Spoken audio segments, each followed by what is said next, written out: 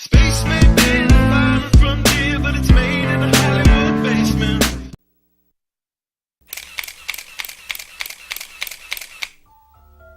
And what of the photographs? What do they tell us? On 3 separate occasions, our office asked NASA's Public Relations Department for every single picture of an astronaut on the surface of the Moon, just during the maiden voyage of Apollo 11. Many duplicates were sent. In all, fewer than 20 pictures were found, including first-hand investigation on site at the agency's vaulted archives. Quite surprising, considering the historical significance of the event. These very photographs are the same ones circulated year after year on anniversary commemorations. It is estimated that in just the first 60 minutes on the Moon, motivated by the tenuous nature of the circumstances, many more exposures could have been expediently taken. Also surprising is the scarcity of photographs of the mission's chief pioneer, Neil Armstrong.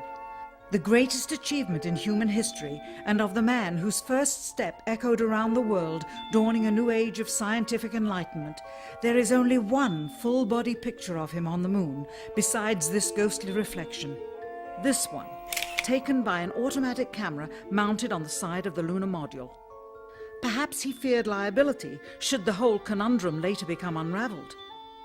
Perhaps he has forgotten that he attested to the authenticity of the event with his signature on this plaque engraved by the federal government. In fact, in the more than 30 years since the event, aside from NASA's initial press conference and the occasional brief anniversary remarks where few questions were permitted, he has never given one on-camera interview to anyone, ever. From an analytical standpoint, photographic anomalies have to be sought out with an understanding of lighting and shadows. The most straightforward is simple. When objects are lit solely by the sun, as all the scenes on the Moon were said to be, after all, lighting equipment was not only impractical, it was unnecessary in bright sunlight, then all shadows, regardless of the landscape, will run parallel with one another and never intersect, as shown by this example. In these seldom-seen photographs, obtained from a rarely used auxiliary NASA archival site, it is clear that these scenes were lit with artificial light. These shadows, which are cast at different angles, are evidence that a second light source is being used.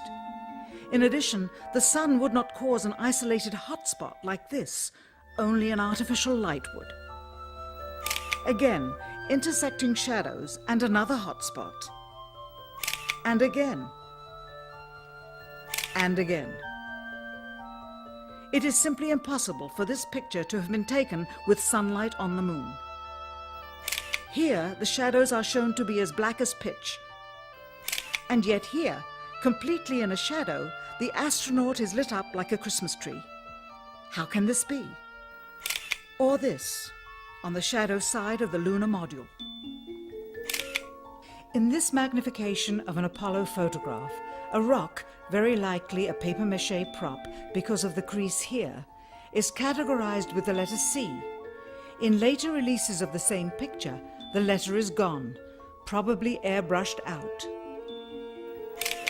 Here a crosshair, which was burned directly into the image from the film plate and thus should always appear on top of the objects in the photograph, appears behind the object in this scene, clearly revealing a composite of 2 pictures into one.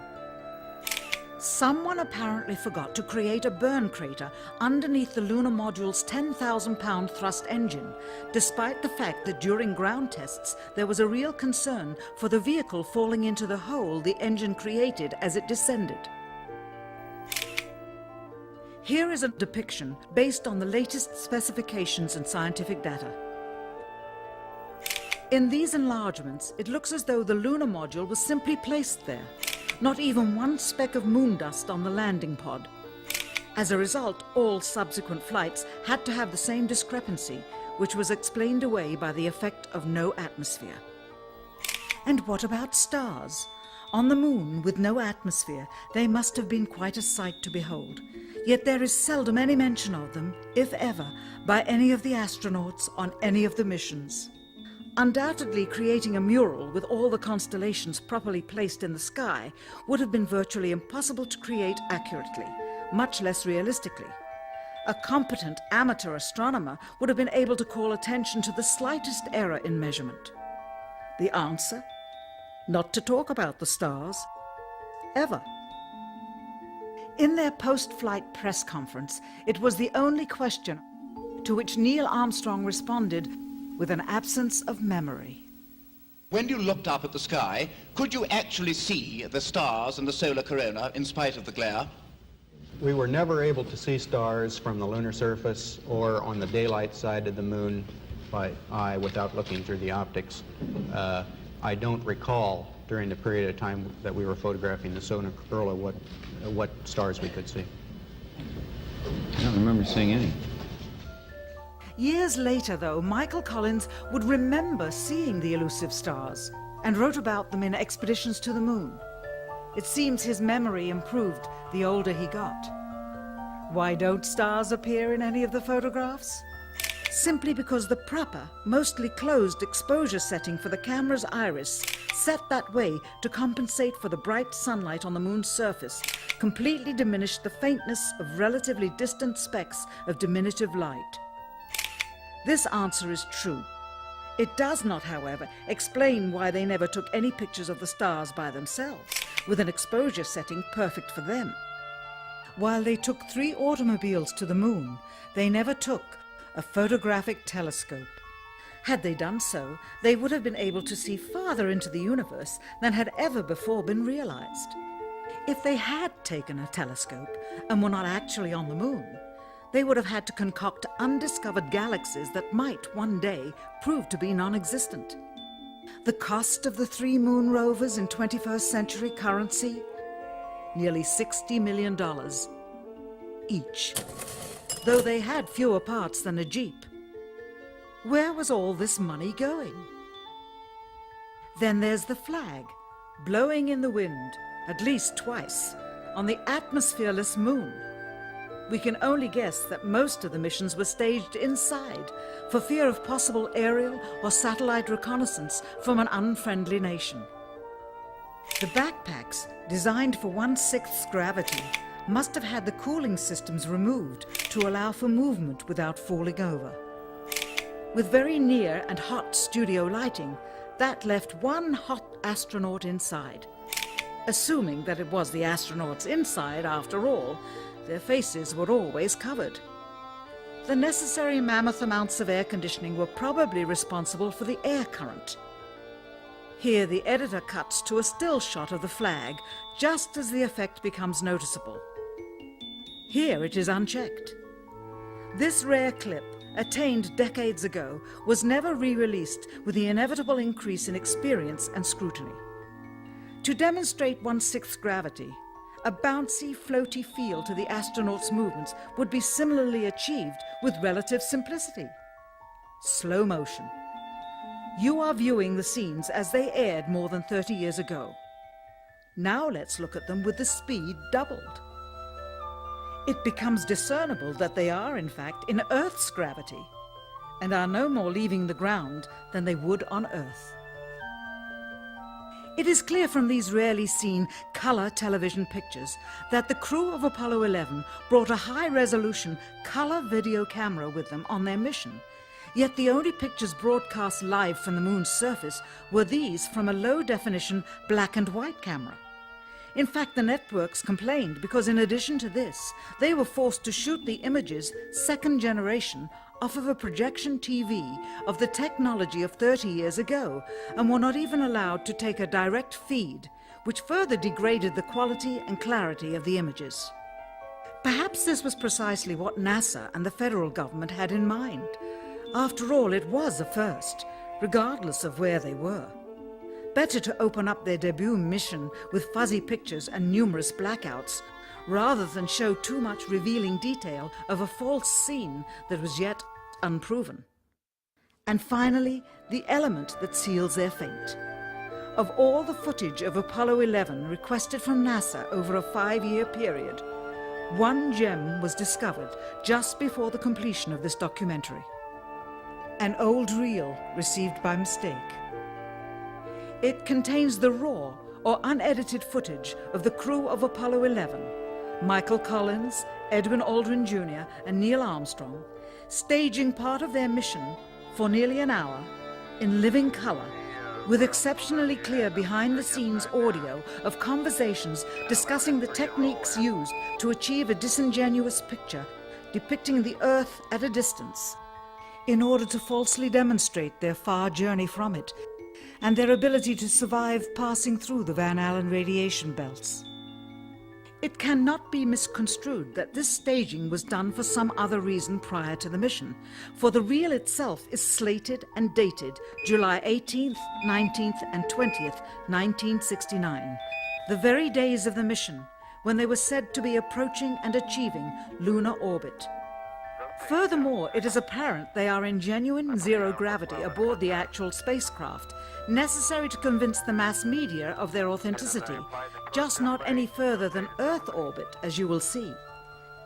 In this never-before-seen or heard footage, not only is the radio conversation between the astronauts and Houston Control audible, there is a secondary, private conversation taking place between the crew and a third confidential party, prompting the astronauts with what to say, when to speak, and how to effectively manipulate the camera to achieve the desired misleading effect. NASA claims that the Houston transmissions were the only ones taking place with the astronauts. Listen now as Houston Control initiates a conversation with the crew, only to find them too preoccupied with the behind-the-scenes trickery to respond. Moments pass and the oversight is picked up on by the clandestine third party, who quickly prompts them with talk. Immediately, Neil Armstrong speaks.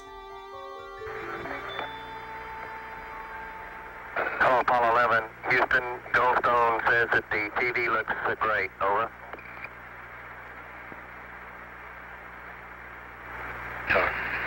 Okay, Roger. We're coming in on Earth. Again, the illusion they are attempting to create is the Earth at a distance to demonstrate their far journey from it and their ability to survive passing through the Van Allen radiation belts. Understand, too, that only about 20 seconds of this raw footage was ever broadcast to the public, and these conversations discussing their deception were believed to be private, until now. Here they discuss that these television transmissions were in fact not broadcast live as everyone believed. They were first screened and edited for playback later. Roger, Neil. We just wanted a narrative such that we can, when we get to playback, we can sort of correlate what we were seeing. Thank you very much. Here they discuss the fact that they have turned out the lights and have blocked out sunlight from entering the spacecraft through the other windows, as to not cause any reflected light to fall onto the spacecraft's wall in the foreground. Okay, very good. Well, we shut out the sun coming in some of the other windows into the spacecraft, so it's looking through the number one window, and there isn't any reflected light. The reason this was done is so that the truth of the matter would not be revealed. It is this. Though the federal government would have you believe that this is a view of Earth from a distance out of the spacecraft's window as it nears the moon, it is not. What they have ingeniously done is placed the camera at the back of the spacecraft and centered the lens on a circular window in the foreground, outside of which it is completely filled with the Earth in low orbit. The circumference of the window then appears to be the diameter of the Earth at a distance, with the darkened walls of the spacecraft appearing to be the blackness of space around it. That is why they wanted the interior dark and blocked out the sun from entering through the other windows. Here you can see the extruded window, probably 2 inches thick at the bottom. This is because the Earth's shine is coming in at a downward angle. It also causes the Earth to appear to be an irregularly shaped circle, for you are seeing the outside of the window at the bottom and the inside of the window at the top, which together form 2 different sized halves of a circle. Subsequently, this take was never used. As they perfected the shot, a crescent-shaped piece of black material was inset slightly into the window to create the illusion of the Earth's terminator line dividing night and day. it is uncannily convincing. During this segment, intended to be edited and played back later for the worldwide television audience, dated July 18th, 1969, Neil Armstrong condemns himself as he states that he is 130,000 miles out, or halfway to the moon, as the NASA flight log also states on this date, when he is in reality in low Earth orbit of a few hundred miles. Roger, Houston, Apollo 11. Calling in from about 130,000 miles out. Here, during another segment, also intended to air after review, Neil Armstrong falsely explains to the viewers how the shot is attained by putting the camera's lens to the window's glass, as it would have to be if they were the claimed distance away from the Earth. We only have one window that has a view of the Earth, and it's filled up with a TV camera.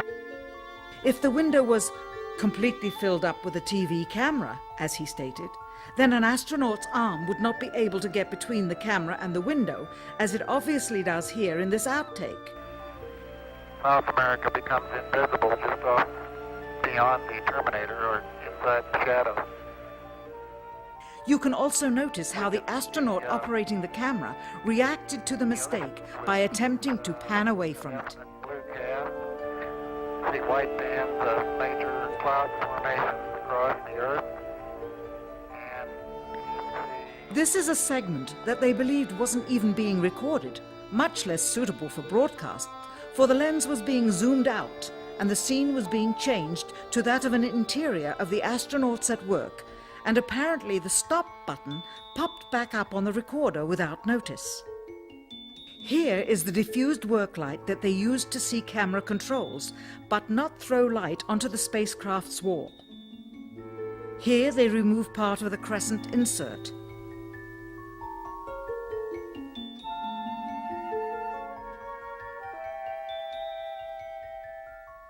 Finally, the iris is opened up and you can see the real location of the camera and the very bright and near Earth out the window.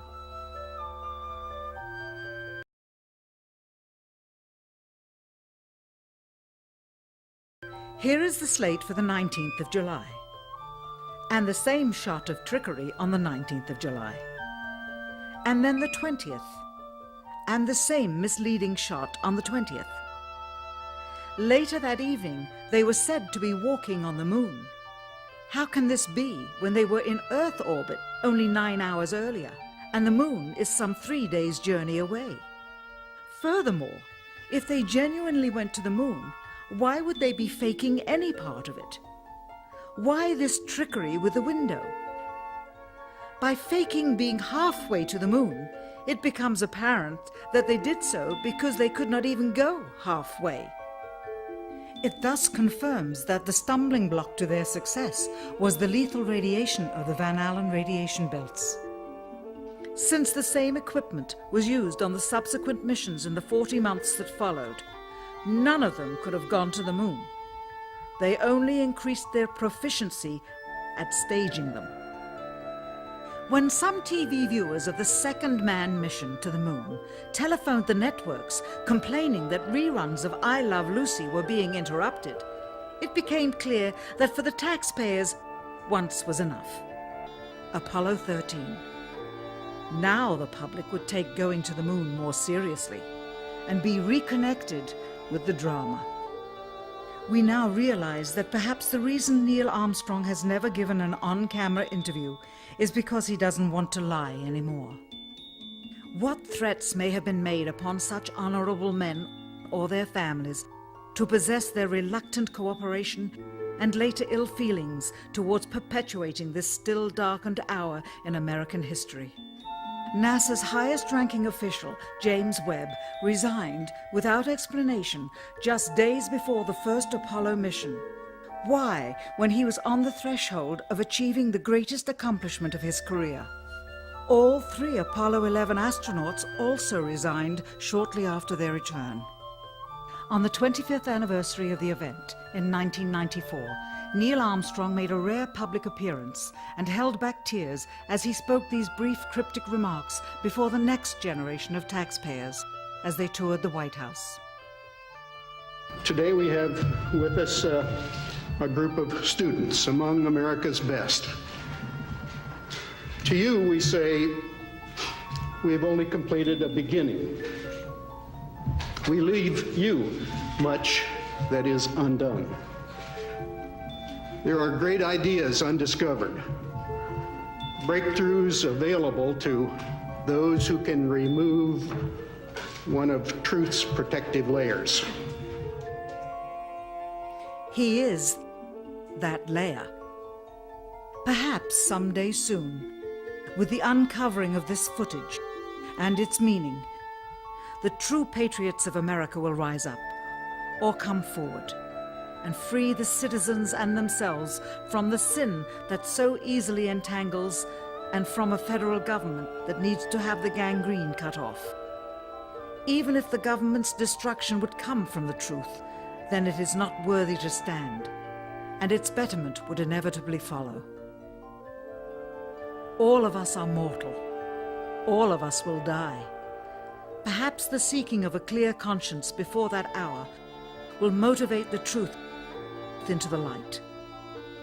Perhaps as citizens we should offer amnesty for this and other crimes of history, for facts from those involved, before the truth perishes with them.